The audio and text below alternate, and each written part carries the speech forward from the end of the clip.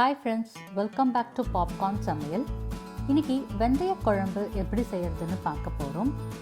வெந்தயம் சாப்பிடுறதுனால நம்ம உடம்புல இருக்க உஷ்ணம் எல்லாம் குறையும். அதுவே குழம்பா வச்சு சாப்பிட்டோம்னா சின்னவங்கல இருந்து பெரியவங்க வரைக்கும் விரும்பி சாப்பிடுவாங்க. பேன்ல 2 டீஸ்பூன் வெந்தயம், 1 டீஸ்பூன் அரிசி சேர்த்து ஸ்டவ்வை லோ ஃப்ளேம்ல வச்சு ஃப்ரை பண்ணிக்கோங்க. ஹை ஃப்ளேமில் வச்சிங்கன்னா வெந்தயம் சீக்கிரம் கருகிடும். பாருங்கள், வெந்தயத்தோட கலர் மாறிடுச்சு, அரிசியும் நல்லா பொரிய ஆரம்பிச்சிருச்சு.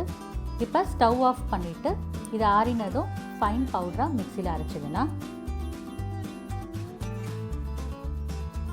இப்போ பேனில் 2 டேபிள் ஸ்பூன் நல்லெண்ணெய் விட்டுக்கலாம்.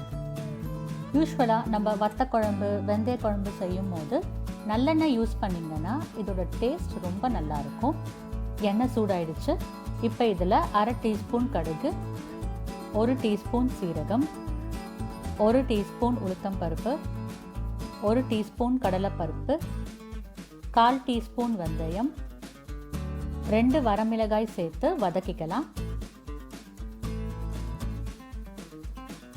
இப்போ இந்த பருப்பெல்லாம் வறுபட்டதும் இதில் கருவேப்பிலை சேர்த்துக்கலாம். கூடவே 20லிருந்து 25 சின்ன வெங்காயம், 10 பல் பூண்டு சேர்த்து வதக்கிடலாம்.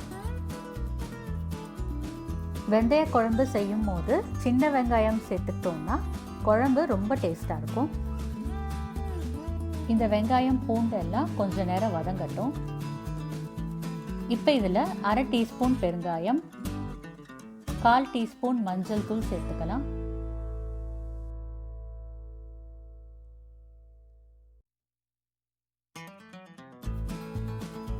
சேர்த்த வெங்காயம் ஓரளவு வதங்கிடுச்சு.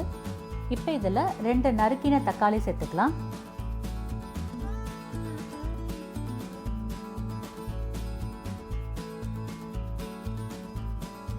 இப்போ இதில் இந்த குழம்புக்கு தேவையான உப்பு சேர்த்துக்கலாம். நம்ம உப்பு சேர்க்கறதுனால இந்த வெங்காயமும் தக்காளியும் சீக்கிரம் வதங்கிடும்.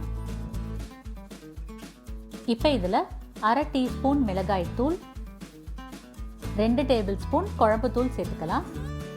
உங்ககிட்ட குழம்பு தூள் இல்லைன்னா 1 டேபிள் ஸ்பூன் மிளகாய் தூள், 2 டேபிள் ஸ்பூன் தனியாத்தூள் சேர்த்துக்கோங்க. இப்போ தக்காளி வதங்கினதும் இதில் 2 கப் தண்ணி சேர்த்து 5 நிமிஷம் கொதிக்க விடலாம். குழம்பு கொதிக்கிறதுக்குள்ள எலுமிச்சை சைஸ் அளவு புளியை 1 கப் தண்ணியில் ஊற வச்சிடலாம். இந்த புளி நல்லா ஊறினதும் கரைச்சிடலாம். 5 நிமிஷம் ஆயிடுச்சு. இப்போ நம்ம கரைச்சி வச்சிருக்க புளி தண்ணியை இதில் சேர்த்து இன்னும் ஒரு 5 நிமிஷத்துக்கு கொதிக்க விடலாம்.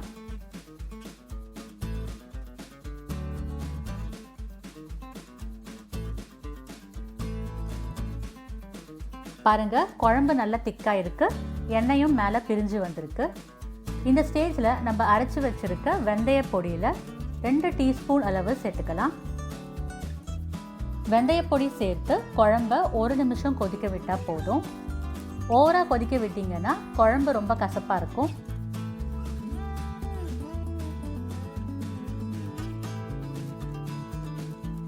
இப்போ இதில் கொத்தமல்லி தூவிடலாம். அப்புறம் 1 டீஸ்பூன் நல்லெண்ணெய் விட்டுக்கலாம். இந்த மாதிரி கடைசியாக நல்லெண்ணெய் விடுறதுனால இந்த நல்லெண்ணெய் ஃப்ளேவரோட இந்த குழம்பு சாப்பிட்றதுக்கு ரொம்பவே டேஸ்டாக இருக்கும். அவ்வளவுதான், நல்ல மருத்துவ குணம் மிக்க வெந்தய குழம்பு ரெடி. இதை சூடாக சர்வ் பண்ணலாம். இது கூட அப்பளம் இல்லைன்னா வத்தல் வச்சு சாப்பிட்டாலே பிரமாதமாக இருக்கும். நீங்களும் இந்த ரெசிபியை செஞ்சு பார்த்துட்டு உங்கள் கமெண்ட்ஸை ஷேர் பண்ணுங்கள். மறக்காமல் பாப்கார்ன் சமையலுக்கு சப்ஸ்கிரைப் பண்ணுங்கள். தேங்க்யூ.